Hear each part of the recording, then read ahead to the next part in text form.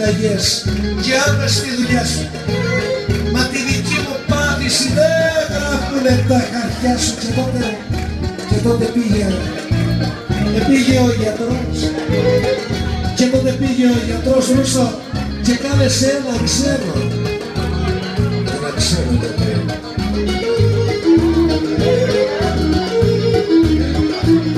Και κάλεσε ένα ξένο και τι είπε ο ξένος? Είπε του Ζωηδάκη. Του Ζωηδάκη την καρδιά λέει δεν την ανάλαβε.